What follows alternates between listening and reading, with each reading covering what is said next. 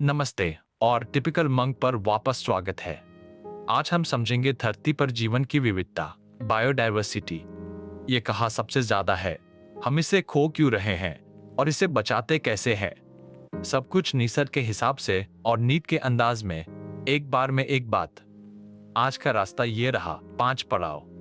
पहला, बायोडायवर्सिटी क्या है और इसके 3 स्तर। दूसरा, पैटर्न्स यानी टॉपिक्स, सबसे अमीर क्यों है। तीसरा, स्पीसीज और एरिया का संबंध। चौथा, बायोडायवर्सिटी का हास यानी इवल क्वार्टेट। और पांचवा, कंजर्वेशन इन सिचु और एक्स सिचु, साथ में नीड ड्रिल्स। सबसे पहले, बायोडायवर्सिटी आखिर है क्या। बायोडायवर्सिटी शब्द को एडवर्ड विल्सन ने लोकप्रिय बनाया। इसका मतलब है हर स्तर पर जीवन की विविधता। इसके 3 स्तर है, जेनेटिक डाइवर्सिटी, स्पीसीज डाइवर्सिटी और इकोलॉजिकल डाइवर्सिटी। अब तक लगभग 15 लाख स्पीशीज बताए गए हैं, पर रॉबर्ट मे का अनुमान है कि असली संख्या करीब 70 लाख है। भारत के पास दुनिया की सिर्फ 2.4% जमीन है, पर 8.1% स्पीसीज, इसलिए भारत एक मेगा डाइवर्सिटी देश है। अब देखें कि जीवन धरती पर कहां सबसे अमीर है। लैटिट्यूडिनल ग्रेडियंट, विविधता भूमध्य रेखा पर सबसे ज्यादा होती है और ध्रुवों की ओर घटती जाती है। पूरी धरती पर सबसे ज्यादा बायोडायवर्सिटी अमेज़न के वर्षावन में है। ट्रॉपिक्स लाखों सालों तक बिना बड़ी उथल पुथल के रहे, यानी विविधता बढ़ाने का ज्यादा एवोल्यूशनरी समय मिला। ये कम मौसमी है और ज्यादा सोलर एनर्जी पाते हैं, जिससे प्रोडक्टिविटी बढ़ती है। अब एक जरूरी पैटर्न, स्पीशीज और एरिया का संबंध। अलेक्जेंडर फॉन हम्बोल्ट ने देखा कि जितना बड़ा क्षेत्र देखो, स्पीसीज रिचनेस उतनी बढ़ती है, पर एक सीमा तक। इस संबंध एक रेक्टेंगुलर हाइपरबोला है, पहले तेजी से चढ़ता है फिर सपाट हो जाता है। लॉग लॉग स्केल पर यही एक सीधी रेखा बन जाता है। लॉग एस बराबर लॉग सी जोड़ जी गुना लॉग ए।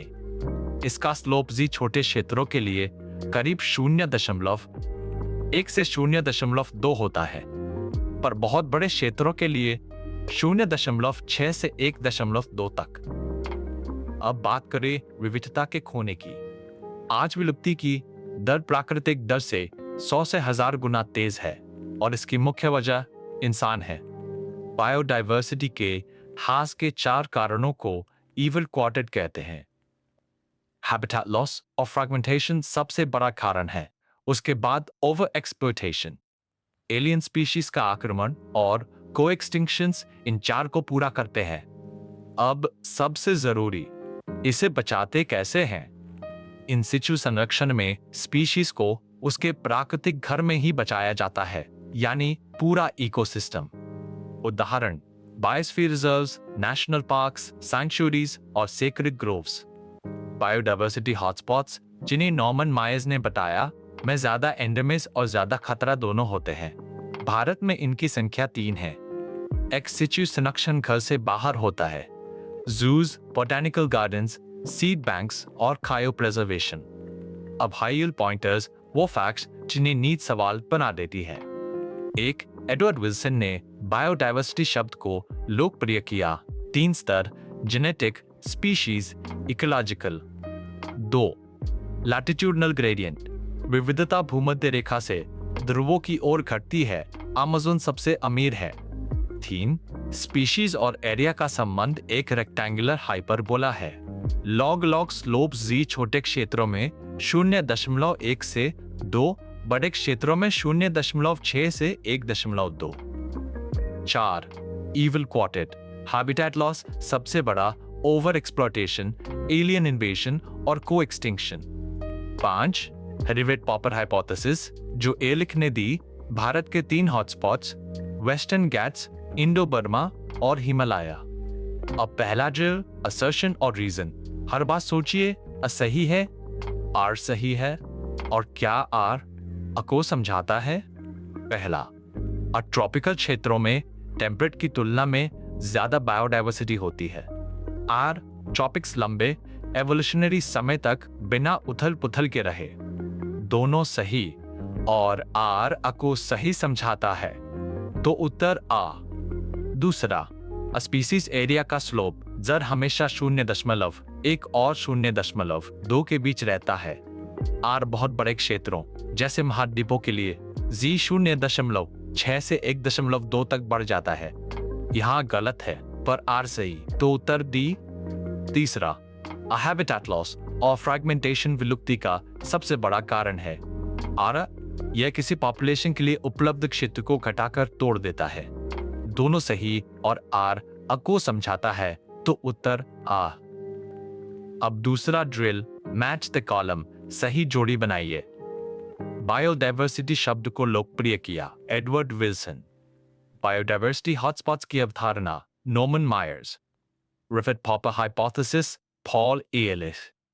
और रेक्टेंगुलर हाइपरबोला स्पीशीज एरिया का संबंध।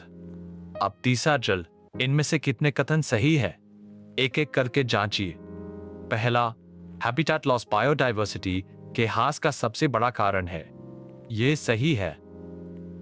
दूसरा, विविधता भूमध्य रेखा से ध्रुवों की ओर बढ़ती है, यह गलत है। तीसरा, भारत एक मेगाडायवर्सिटी देश है, यह सही है। तो सही कथन दो हैं, यानी पहला और तीसरा। अब वो गलतियां साफ करें जिनमें छात्र फंसते हैं। भ्रम, ज्यादा स्पीशीज हमेशा इकोसिस्टम को कम स्थिर बनाते हैं। सच, ज्यादा विविध समुदाय ज्यादा स्थिर और ज्यादा प्रोडक्टिव होते हैं। भ्रम, स्पीशीज एरिया का कर्व हमेशा चढ़ता ही रहता है। सच, यह एक सीमा पर सपाट हो जाता है, एक रेक्टेंगुलर हाइपरबोला जिसकी हद है। अब खुद को परखिए, हर उत्तर पर्दे पर आने से पहले सोचिए। पहले उत्तर सोचिए, यही मजबूत नीट रिकॉल बनाता है। सवाल 1, बायोडायवर्सिटी शब्द को किसने लोकप्रिय किया? उत्तर एडवर्ड विल्सन। सवाल 2, विविधता किस अक्षांश पर सबसे ज्यादा होती है? भूमध्य रेखा पर। सवाल 3, species area log log scale पर कौन सा आकार देता है? एक सीधी रेखा। सवाल 4, बायोडायवर्सिटी के ह्रास का सबसे बड़ा कारण हैबिटेट लॉस। सवाल 5, भारत में कितने बायोडायवर्सिटी हॉटस्पॉट्स हैं? 3। अब सब कुछ एक सांस में समेट लें। बायोडायवर्सिटी, जेनेटिक, स्पीशीज, इकोलॉजिकल, इस शब्द को विल्सन ने लोकप्रिय किया। लैटिट्यूडिनल ग्रेडियंट, भूमध्य रेखा पर सबसे अमीर, अमेज़न सबसे आगे। स्पीशीज एरिया एक रेक्टेंगुलर हाइपरबोला है, लॉग लॉग स्लोप्स है। Evil quartet, habitat loss, over exploitation, alien invasion, को एक्सटिंक्शन। कंजर्वेशन, इन सिचु यानी पार्क्स और हॉटस्पॉट्स, और एक्स सिचु यानी जूस और सीड बैंक्स। अगली क्लास, एवोल्यूशन, जीवन की उत्पत्ति, डार्विन और हारी वाइनबर्ग। वहीं मिलते हैं। अब आप बायोडायवर्सिटी को पूरा देख पा रहे हैं, इसके पैटर्न्स, इसके नुकसान और इसे बचाने के तरीके। इस पर गर्व कीजिए। एक बार में एक बात शांत मन से, और आप जरूर नीट क्रैक करेंगे। यह है टिपिकल मंक, हर क्लास हमेशा मुफ्त।